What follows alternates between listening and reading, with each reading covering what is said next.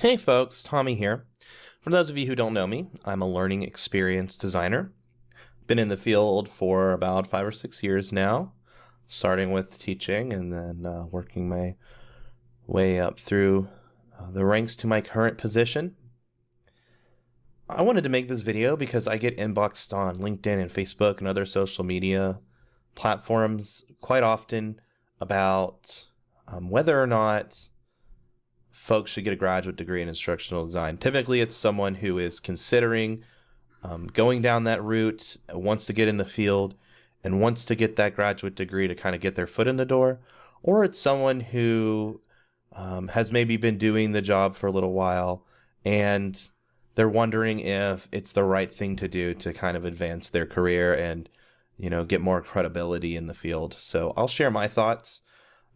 People tend to ask me because I'm someone who made it to my current position without getting an additional degree in instructional design. So they kind of wonder, hey, how'd you do that? Well, here are my thoughts. First, I do have a formal educational background in teaching. I did an undergraduate degree in teaching at the University of North Texas. It was founded as a teacher's college. I think it's one of the best colleges for education in the United States. So I feel that a lot of the theory and the skills and the practice applying learning theory in a classroom helped me tremendously in my current career. I also know that the pedagogy they taught aligns very heavily to the adult learning theory that you learn in an instructional design graduate program. Most of what I learned to apply were Gagne's events of instruction in a K-12 setting. And when I got started as an instructional designer, I simply learned how to apply those in the context of adult learning. So it did, that undergraduate degree did get me pretty far. So it's not like I went from having no background at all to being an instructional designer. I did put in, the 4 years of work into that degree, and then I actually taught K-12 a little bit before.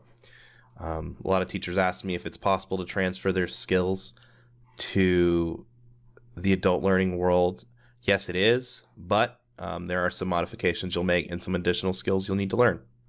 But that's another conversation. In fact, I recently went on a podcast with Alexander Salas and talked about that in depth. So when that comes out, you can check it out there. But in this video, I just want to cover, when you should get a graduate degree. So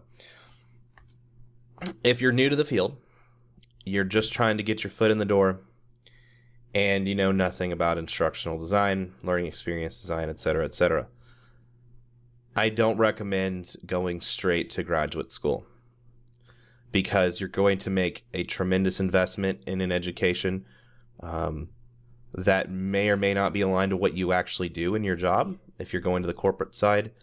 And you may end up getting a degree in a field that you're not even that interested in. Furthermore, it is not required to have a graduate degree in this field to get an entry-level job in it. It's a nice to have for more senior level positions, but it is not a barrier to entry. So I highly recommend instead looking at some of the emerging bootcamp options, which I'll post in the comments, and using LinkedIn and other social media platforms to kind of find out what folks are actually doing in their day-to-day job and kind of work on acquiring those skills and putting together a portfolio for yourself. You can download a free trial of Articulate 360. You can do those eLearning Heroes challenges and actually build a portfolio for yourself without paying a dime. Do that. Get a basic design education as cheaply as possible. Learn the basics of graphic design, e-learning development, and media creation alongside a little bit of learning theory, and see what you can build on your own before you make a lofty investment in an education that may or may not give you the outcomes you're looking for. So again, if you're a fresher to the field, I don't recommend it. It's not required to get a job. all that hiring managers are going to be looking at is your portfolio, what's in it, and how solid your design skills look. So do the hard work now. It seems a little intimidating to just start picking up a tool and building stuff, but that is the best thing you can do for your career. Now, if you're someone who's been in the field for, a few years and you're looking for kind of a tertiary educational experience, you already have the basics down. You are a solid instructional designer and or e-learning developer, and you're just looking for that extra bit of spice to add to your resume, or you are interested more in learning about theory and research, you know what, it might be the right thing for you to do. Personally, I've kind of flip-flopped back and forth over the years because I've seen some really great graduate programs, and the ones that I really liked were way too expensive.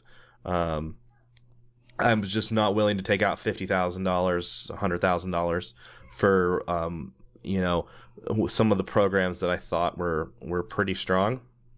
I will tell you this, the programs that I considered making that huge investment in, though, were not instructional design graduate degrees. They were more in line with software development and HCI. I felt like those programs delivered some really valuable skills, but the price was just too steep. In my latest run at graduate school, I actually looked at instructional design degrees. And what I did to choose the program that I was going to attend is I reached out to about 6 or 7 of the more well-known online instructional design graduate programs in the U.S. I asked for student samples from each, and I compared them all to see, which program had outputs that were aligned to my career goals. Didn't look at the syllabi. I only cared about the coursework and what the students were producing. What surprised me is that regardless of the cost, the outputs that students were creating for the program were about the same.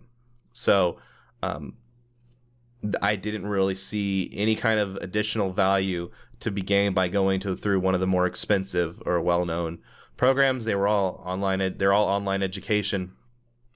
They're all producing similar outcomes for the students. So I chose the most cost-effective one because student loans are kind of a big deal to me. I don't want to take out another $30,000, $40,000, $50,000. I think the cost of my entire program is about $13,000, which I felt, considering I already have some graduate credit, was worth the money at this stage of my career. But if I was a fresher to the field, I probably wouldn't be thinking the same way. So again, if you're fresh, don't do it right now.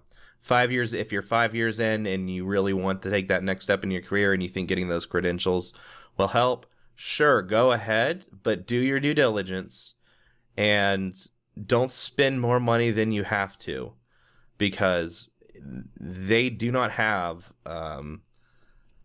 any kind of secret sauce or special knowledge that you haven't experienced in your career.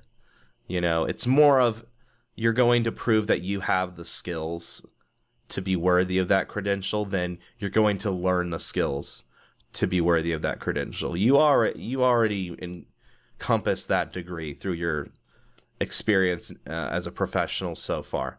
It's just more of a validation than a learning experience for those who have been in the field for a while. And under those circumstances, I think it's not too bad of an investment. Hey, thanks for watching. I hope this video was useful and informative to you. And if you have questions about whether or not you should pursue a degree, take out those loans, you're concerned about the next steps in your career, if there's anything I can do to help, shoot me an email, shoot me a message on LinkedIn. I'll be happy to give you some advice, because it's what I would have wanted somebody to do for me. So don't be a stranger. Thanks. Bye.